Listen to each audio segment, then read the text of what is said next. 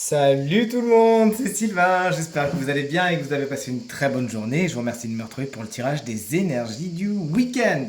Week-end du 8 et 9 juillet 2023, un week-end que je vous souhaite rempli de plein de belles surprises.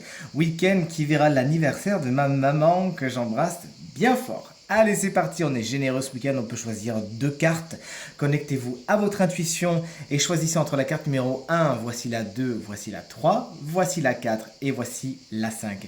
Vous découvrirez là ou les énergies principales de votre week-end. N'hésitez pas à nous dire en commentaire quelle carte vous avez choisie. Moi, ce sera celle-là, la 2 et la 4. Allez, on retourne dans 3, 2, 1. Et voici les cartes. À présent, retournez. Si vous avez choisi la carte numéro 1, cette énergie, c'est celle du 10 d'épée. Ouf, à l'envers, ça nous parle de situations qui sont franchement pas sympas. Des situations qui sont difficiles, des fins, puisque rappelons, on est sur un 10, fin de cycle, des fins difficiles et douloureuses, mais l'énergie étant inversée, il y a fort à parier que ça soit la fin.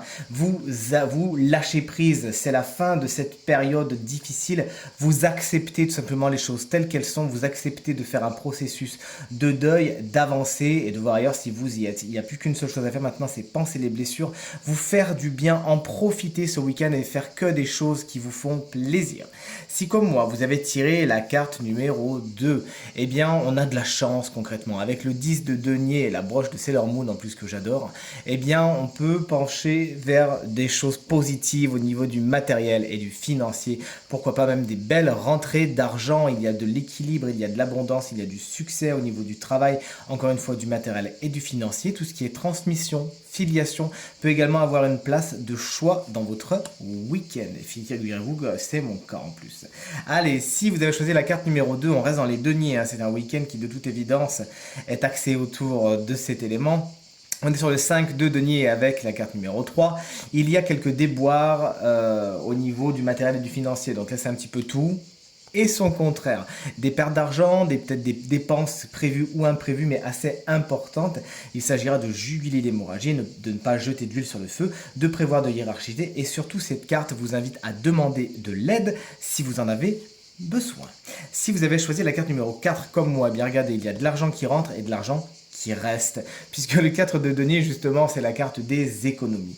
On économise de l'argent, on fait attention à son argent, donc autant vous dire que à l'association des deux cartes, moi personnellement je suis plutôt content, hein. On m'annonce de l'argent qui rentre et en plus qui va rester et qui aura de grandes chances de fructifier. Mais écoutez, je vous souhaite exactement la même chose, j'espère que vous avez choisi la 2 et la 4 également.